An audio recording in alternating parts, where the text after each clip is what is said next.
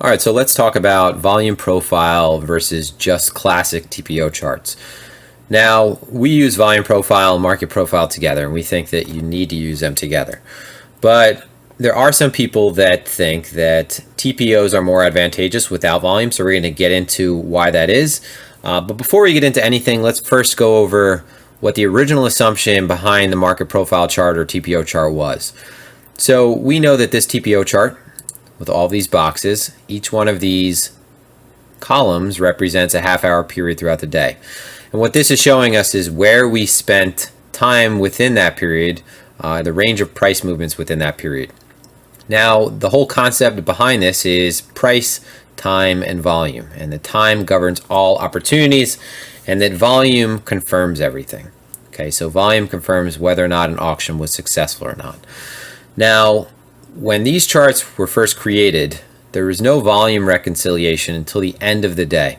So there was no access to up-to-date volume information. So this presence alone was assumed to represent volume. So if we had a large high volume node, that was just, as I said, a high volume node. It was perceived as volume. There was no idea as to whether or not that just represented a time where the market was moving sideways, staying in a given area, but really no volume was being transacted, which can happen. And the opposite can happen, where the market spends barely any time in a given area. There might not be any sign of volume coming in, and we might just have excess on the TPO chart. Okay, so originally the TPO chart, and this was a time before all of the advances in systems and technology that we currently have, originally this chart represented volume. All right, these boxes were seen as, the presence alone was seen as participation. Okay, was seen as volume. So some people like to just use the TPO chart still, without any consideration to volume. Now, the argument is that during certain market opens and market closes, such as equities, for example, that a volume profile can be drastically thrown off, and it could give you the impression that there was some type of meaningful activity that occurred, but really it was just because for that particular asset, market opens are just that. They're a little bit more active. They're highly kinetic. There's a lot of two-way trade, but it's just part of the market open. So what that would do would create a volume aberration within the profile that was, again, interpreted to be meaningful in maybe the days following, when really it was just one of the aspects of market opens and market closes for that particular asset. You know, a highly active open or a highly active close. Let's say that earnings were releasing and everyone was going long into that asset before close for that day. If earnings were releasing after, you could think of some reasons why there might be a ton of activity at market open and at market close. And this gets into why even during a TPO chart, the initial balance is seen as an important period throughout the day. Okay, that activity, to take in consideration the range of activity during that period. But again, volume profile was seen as potentially being thrown off, or the distribution would be wrongly thrown off because of those aberrations. All right, so our whole belief is that both should confirm each other. So we have to have an idea of where we spent time throughout the day, because that time is going to create market structure.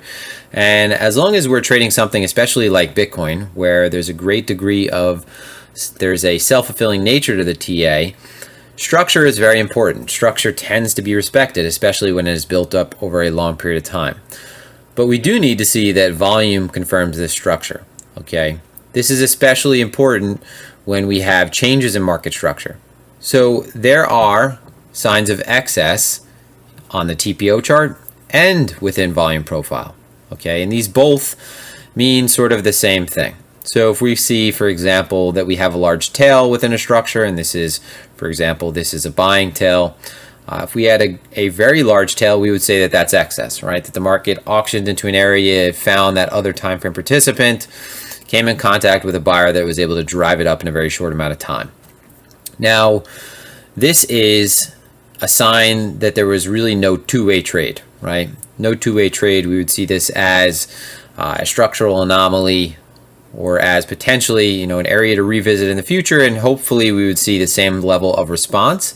And if not, that is potentially one of these gaps that we could take advantage of. But still, what we need to see over time throughout the day is that volume is confirming these price movements. So what we do is we try to find as much confluence between this structure as possible between the meaningful areas that we put forward within the TPO chart as being important, which are the value area high, value area low, and point of control, and the same within the underlying volume profile. So what we should see is that if we are paying attention to something like a balanced range especially, okay, that the value area, that there is almost a 1-for-1 within the value area that exists between the TPO chart and the value area that exists between the volume profile. All right. We don't want to see that volume is not confirming what is a balanced range, okay, especially in the case of a balanced range. What we're more likely to see is a shift in this when we have, and we want to see a shift in this and support in this when we have a trending period. So what we need to see when we say, for example, that we need to see that both are confirming each other, what we're more talking about is that when the market auctions into one area, when we start establishing structure based on the TPO chart, that we're starting to see the same activity in the volume profile. Okay, so for example, let's say that we're looking at something like this. So we have this 3-day balanced structure where you have almost an inside day within these two value areas, came out of this inside structure over here, and you could even look at this if we wanted, but we're going to focus on what is this trending day. When we have overlap and we have multiple days that are essentially in balance, what we want to see is that in the areas where there was previous selling tail, where we had a good high or a good high over here, okay, so we'll combine all these profiles. What we want to see is that finally when the market does gain acceptance outside of this range that we've been stuck within, okay, this fair value area, the value area for the 3 days, what we want to see is that volume is confirming any move outside of this structure. So when price makes its way out of this structure, one of the best things that we could see is that ultimately at the end of the day this is reconciled, but there's a ton of volume that comes in above this structure to support this move. So a poor example would be if we broke out of the structure. So if we broke out of this balanced range and the volume profile was flat relative to a TPO chart that showed activity. All right, so that would be an early sign that maybe we were having a failed auction. Okay, so failed acceptance. So the volume profile is something that we use along with the TPO chart to just confirm that there is two-way trade, that price is being accepted at new levels, especially when you have some type of break from balance. Now, this is also something that we want to be paying attention to during a trend. So during a trend, especially when you have activity that is, has conviction to the upside or to the downside, the last thing that you want to see is, we'll draw this out. Let's say that we have a structure that on the TPO chart looks something like this. Okay, so that's our TPO chart, right?